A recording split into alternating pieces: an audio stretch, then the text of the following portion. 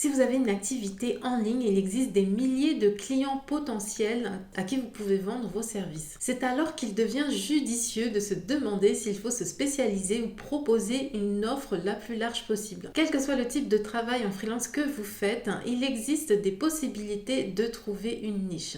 Dans cette vidéo, je vous montrerai les avantages et les inconvénients d'une offre générale et de la spécialisation, ainsi que 5 questions à se poser pour trouver une niche.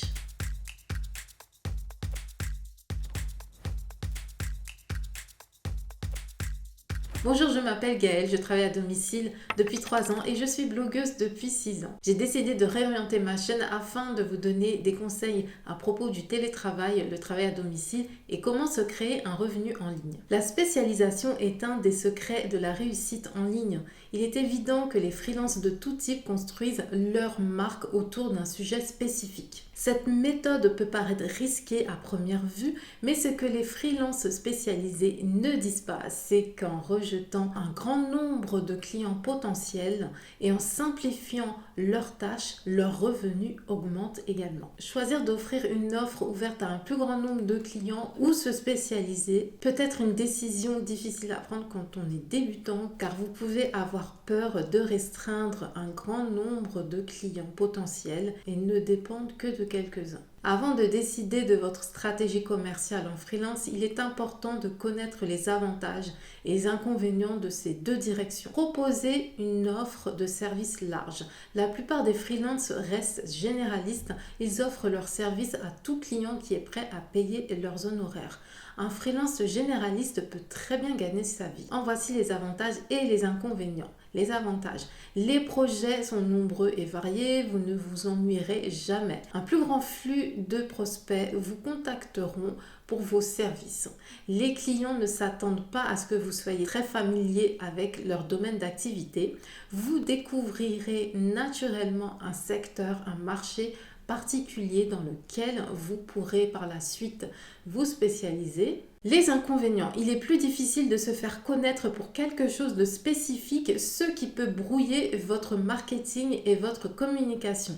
Certains prospects exigeront une expérience ou des connaissances solides dans leur marché. Vous êtes plus susceptible d'attirer de mauvais clients. Vous atteindrez un plafond de revenus beaucoup plus tôt qu'un spécialiste. Il est difficile de concurrencer un spécialiste proposant le même type de prestations. Proposez une offre de service spécialisé. Les spécialistes sont largement reconnus comme des experts dans leur domaine. Même débutant, un spécialiste est toujours perçu comme quelqu'un de plus compétent qu'un freelance général. À l'échelle d'un même projet, certains spécialistes sont ultra spécialisés et en retirent davantage de revenus car le nombre de clients potentiels est restreint. Quelle que soit la spécialité que vous avez en tête, voici les principaux avantages et inconvénients de la spécialisation.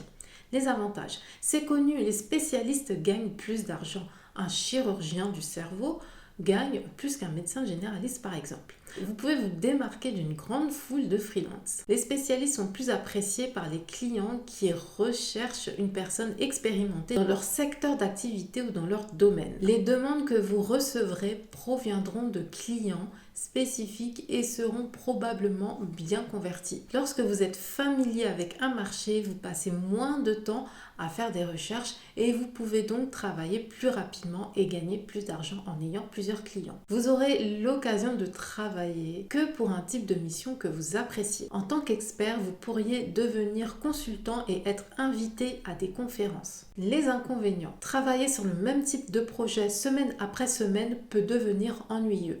Au début, vous aurez probablement moins de demandes de contact. Certains clients peuvent souhaiter que vous signiez une clause de non-concurrence qui peut potentiellement réduire la taille de votre portefeuille client. Il y a toujours le danger de choisir la mauvaise spécialité. Les marchés spécialisés sont soumis à des fluctuations en fonction de l'économie et des tendances sociétales.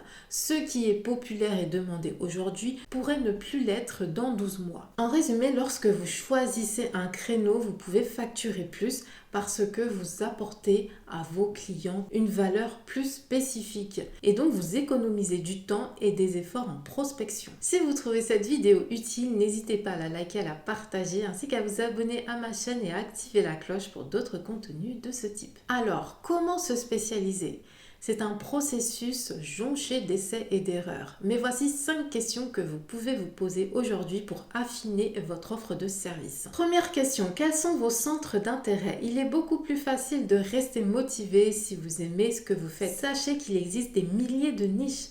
Votre amour du sport, votre centre d'intérêt pour la santé naturelle, votre compréhension du processus d'admission à l'université, même le domaine de la bande dessinée ou de la mécanique automobile peut être un point de départ. Vous pouvez faire vos recherches sur les plateformes de freelance françaises ou anglaises. Fiverr par exemple est un excellent outil de recherche de niche. Deuxième question, quels sont vos diplômes et votre formation ?